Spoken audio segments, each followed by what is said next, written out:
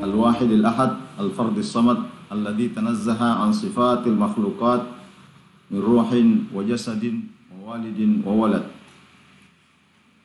Wa sallallahu ala sayyidina Muhammadin nabil ummi ad-da'i ila rusdi wa ala alihi wa sahabatihi at-tahirin wa alihi al-mayamin. Afdhalus salah wa tamat taslim.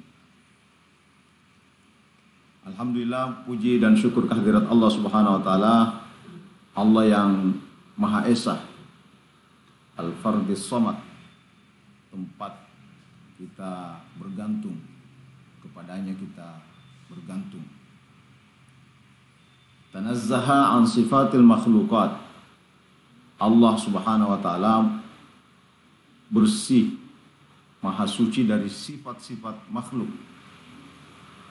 baik itu min ruhin, ruh, wa jasadin, jasad, dan mustahil Allah memiliki walidin wa walad, punya orang tua, ayah, ibu, serta anak.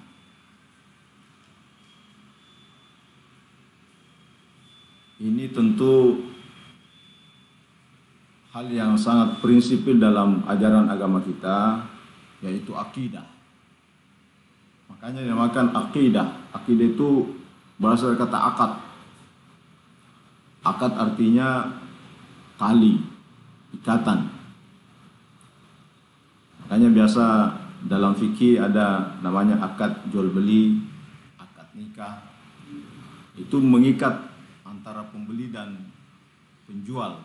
Makanya disebut akdul buyu. Sama dengan akad nikah, mengikat antara laki dan perempuan dalam satu ikatan rumah tangga. Nah, yang mengikat antara hamba dengan Allah, dengan Al-Khaliq, dengan Tuhan, itulah disebut dalam satu konsep akidah. Kalau konsepnya itu berdasar dari Islam, maka dinamakan akidah Islamiyah. Tentu hal yang berkaitan dengan akidah Islamiyah, maka rujukan kita adalah Al-Quran dan hadis Nabi kita Muhammad sallallahu alaihi wasallam dan praktek para sahabat serta ulama salaf saleh.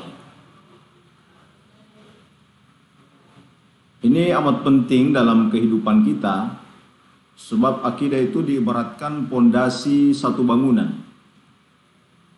Kalau pondasinya kuat, maka titian bangunan-bangunan selanjutnya itu bisa kokoh. Tapi kalau ternyata dasarnya, pondasinya rapuh, maka tentu juga bangunan itu tidak kuat. Maka bagaimanapun banyaknya amalan, aneka ragam aktivitas ibadah yang kita lakukan, tapi kalau itu tidak dasari akidah yang benar, maka itu bisa menjadi sia-sia, menjadi rapuh. Karena itu hal yang sangat fundamental dalam kehidupan kita, hal yang sangat mendasar yang perlu kita jaga adalah akidah Islamiyah. Nah, seperti apa akidah itu? Tentu hal yang pertama yang perlu kita luruskan adalah kita harus yakini bahwa Allah Subhanahu wa taala itu tanazzaha an sifatil makhluqat. Dia tidak mungkin sama dengan sifat-sifat makhluk. Dan apa yang kita yakini itu tentu didasari pada al-adillah an-naqliyah wal aqliyah allati tuayyadu tanzih Al-Khaliq subhanahu wa ta'ala anil jismiyah. Harus ada dalil secara nakli, secara teks yang kita pahami dengan benar, dan dalil secara akliyah, diterima oleh pikiran, oleh rasio, yang menegaskan bahwa Allah adalah Al-Khaliq yang tidak mungkin sama dengan makhluknya. Karena Karena itu ayat-ayat yang masyhur yang menjelaskan tentang ini banyak kita jumpai dalam Al-Quran. Misalnya surat Asy-Syura, Allah berfirman, A'udzubillahi minasyaitonir rajim, laisa kamitslihi syai' wa huwas samiul basir. Allah itu tidak ada samanya sesuatu pun. Wa huwas samiul basir. Ayat yang kita sering dengarkan, kita baca, kita hafal, lam yalid wa lam yulad.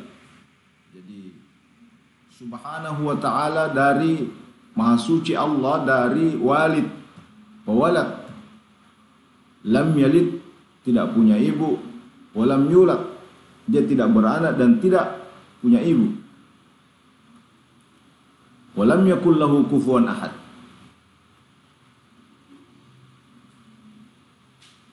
Lillahi, dalam Al-Quran disebutkan walillahil mathalul a'la. Sebelumnya dijelaskan lilladzina la yu'minuna bil akhirati mathalus saw. Orang yang tidak percaya kepada Allah memiliki sifat yang jelek. Walillahil mathalul a'la, dan Allah memiliki sifat yang sangat agung. Huwal azizul hakim.